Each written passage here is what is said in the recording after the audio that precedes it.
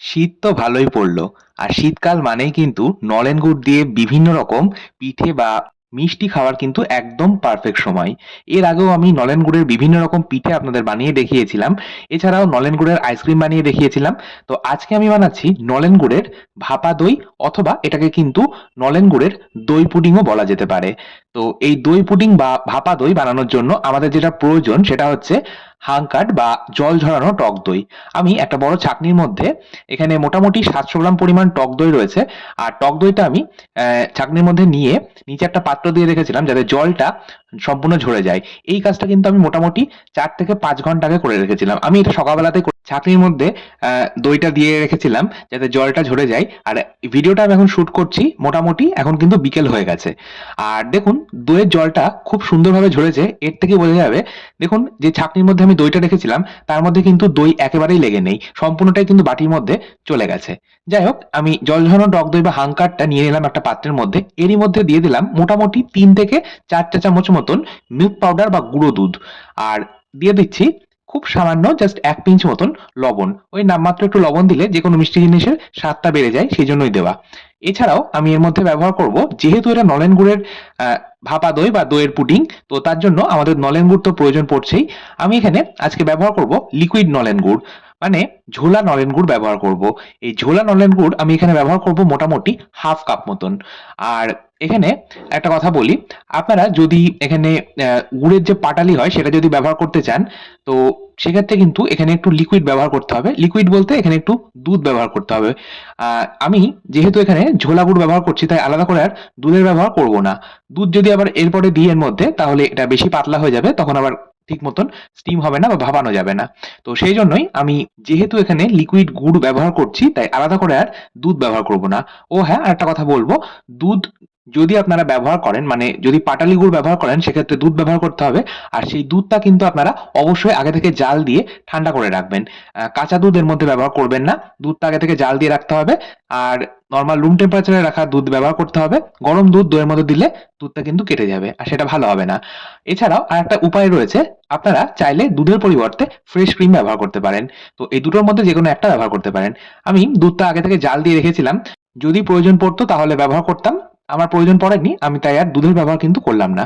যাই হোক, এই সমস্ত উপকরণ কিন্তু খুব ভালো মতো মিশিয়ে নিলাম। খুব সিম্পল, একদম ঘরোয়া উপকরণ এখানে ব্যবহার করা হয়েছে। দই, সামান্য গুঁড়ো দুধ, আর সামান্য আহ বা স্বাদ মতন এখানে নলেন গুড় ব্যবহার করা হয়েছে। এই ৩ টে উপকরণ কিন্তু এখানে ব্যবহার করা হয়েছে। ব্যাস, এবার আমি এটা স্টিম করব, ভাপিয়ে নেব। তার জন্য আমি এখানে কিছু সিলিকন কেক মোল্ড নিয়েছি। এই কাপকেক মোল্ড গুলো সিলিকন মোল্ড। আর এছাড়াও আপনারা চাইলে স্টিলের যেকোনো পাত্র বা অ্যালুমিনিয়ামের বাটি বা কেক মোল্ডের মধ্যেও কিন্তু আপনারা এই দইটাকে সেট করতে পারেন। আচ্ছা, প্রথমে আমি কিছু ড্রাই ফ্রুটস কুচিয়ে নিয়েছিলাম। কাজু, আমন্ড আর একটু পেস্তা আমি এখানে কুচিয়ে নিয়েছি। তো এই ড্রাই ফ্রুটস গুলো আমি প্রত্যেকটা কেক মোল্ডের মধ্যে অল্প অল্প করে দিয়ে দিলাম। এবার আমি উপর থেকে এইভাবে একটু নলেন গুড়, মানে ঝোলা নলেন গুড় বা লিকুইড নলেন গুড় দিয়ে দিচ্ছি ১ থেকে ১.৫ চামচ করে। পুডিং যেহেতু, পুডিং এর একটা তো নিচে লেয়ার থাকে, যেটা দেওয়ার কারণেই পুডিংটা আরো বেশি আকর্ষণীয় হয়ে ওঠে। তো সেই ব্যাপারটাকে আনার জন্যই কিন্তু এখানে আমরা ঝোলা গুড় ব্যবহার করলাম। তবে যদি আপনারা পাটালি ব্যবহার করেন, সেক্ষেত্রে পাটালিটা কিন্তু অল্প একটু জল দিয়ে মেল্ট করে নেবেন, মানে জাল দিয়ে নেবেন ভালো মতন। তারপর সেটা এখানে ব্যবহার করবেন। যাই হোক, এবার আমি লিকুইড গুড়টা দেওয়ার পর আমি কিন্তু প্রত্যেকটা কেক মোল্ডের মধ্যে মোটামুটি ২ থেকে ২.৫ চামচ করে আমি ব্যাটারটা দিয়ে দিলাম, মানে দইয়ের ব্যাটারটা দিয়ে দিলাম। আচ্ছা, যদি আপনারা সিলিকন মোল্ড ব্যবহার না করেন, এরকম স্টিলের পাত্র ব্যবহার করেন বা কেক মোল্ড ব্যবহার করেন, সেক্ষেত্রে কিন্তু অল্প একটু ঘি মাখিয়ে নেবেন। না হলে আবার ঠিক মতন ছাড়তে চাইবে না, মানে স্টিম হয়ে যাওয়ার পর বাটি থেকে ছাড়বে না। যেহেতু সিলিকন মোল্ড আমি দিয়েছি, তাই সিলিকন মোল্ডের মধ্যে কিন্তু আলাদা করে আর তেল বা ঘি দেওয়ার প্রয়োজন পড়ে না। আর যদি আপনারা স্টিলের বাটি ব্যবহার করেন, স্টিলের বাটি বা অ্যালুমিনিয়াম বাটি ব্যবহার করেন, সেক্ষেত্রে কিন্তু অবশ্যই একটু ঘি বা সাদা তেল মাখিয়ে নেবেন। তারপর আমি ব্যাটারটা দিয়ে দিলাম ওই স্টিলের বাটির মধ্যে। আর ওপর থেকে একটু আমি ড্রাই ফ্রুটস আর ঝোলা গুড় ছড়িয়ে দিয়েছিলাম। ব্যাস, এবার আমি এই সমস্ত মোল্ড নিয়ে নিচ্ছি একটা ব্ল্যাটারে। চলে যাচ্ছি ওটিজি ওভেনের কাছে। আমি একটা ওটিজি ওভেন প্রিহিট করে রেখেছিলাম ১৮০ ডিগ্রি টেম্পারেচারে ১০ মিনিট। আর ওটিজি ওভেনের যে ট্রেটা রয়েছে, সেই ট্রের মধ্যে কিন্তু আমি জল দিয়ে রেখেছিলাম। জল দিতে হবে যেহেতু এটা স্টিম করা হচ্ছে। তো এবার আমি ১০ মিনিট পর, মানে প্রিহিট করে নেওয়ার পর, আমি মোল্ড গুলো ওই ট্রেটার ওপর বসিয়ে দিচ্ছি। এখানে আপনাদের বলে রাখি, যদি আপনারা এটা কড়াই বা প্রেসার কুকারে করতে চান সেক্ষেত্রে অবশ্যই কড়াই বা প্রেসার কুকারের মধ্যে খাবার রাখার স্ট্যান্ড বসিয়ে তার মধ্যে অল্প জল দিয়ে প্রথমে 10 মিনিট প্রেহিট করে নেবেন বা 5 মিনিট প্রেহিট করে নেবেন। তারপর কিন্তু আপনারা এই প্লেটটা মানে মোল্ডগুলো বসিয়ে দিতে হবে ওই প্রেসার কুকার বা কড়াইয়ের মধ্যে। তারপর খুব সুন্দর করে এটা কভার করতে হবে যাতে স্টিমটা বাইরে না বেরিয়ে যায়।